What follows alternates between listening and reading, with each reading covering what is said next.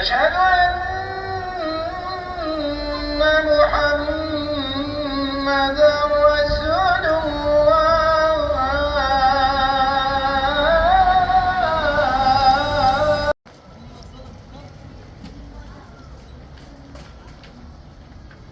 Ediyorum.